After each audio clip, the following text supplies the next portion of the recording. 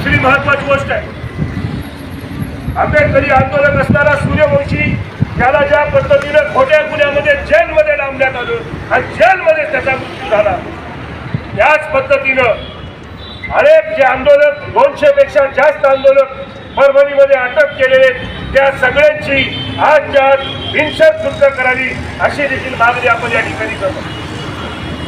या आंदोलनाच्या माध्यमातून आपल्याला एक स्पष्ट दिशा घ्यावी लागेल की पुन्हा एकदा रिपब्लिकन पक्षाचे आभार मानतो की त्यांच्या आयोजक अध्यक्षाच्या पद्धतीनं वारंवार सूचना करतायत की आपलं आंदोलन हे संरक्षित मार्गानेच गेलं पाहिजे.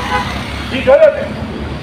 प्रत्येक आंदोलनामध्ये हे पोलीस प्रशासन म्हणजे कुठल्याही सरकारचं तिथं कोणती भेदभाव नाही. अध्यक्षाला 20-20, 30-30, 40-40 हजार कार्यकर्त्यांवर गंभीर स्वरूपाचे खोटे गुन्हे दाखल करतात, दरोड्याचा गुन्हा दाखल करतात, 307चा गुन्हा दाखल करतात, जाळपोळीचा गुन्हा दाखल करतात.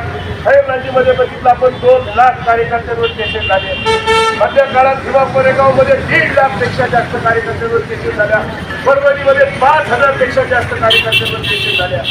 सोशल मीडियाच्या माध्यमातून आवाज करून समाजाला भडकवणारे नेते घरात त्यांची मुलं बाळ अमेरिकेमध्ये शिकतात, पण सामान्य आंबेडकरी आमची आई बाबी लक्षावर येतो आणि तो उद्ध्वस्त होतो. ते उद्ध्वस्त करणारं आंदोलन ते भ्रष्टाचार जातं. त्याला फाटा देऊन आपण सगळेजण आपला जो महामानव आहे, आपला जो मार्गदाता आहे, त्या डॉक्टर बाबासाहेब आंबेडकरांच्या विचारांच्या पायथ्याशी येऊन आपण आपलं आंदोलन करतोय, ही अत्यंत महत्वाची बाब.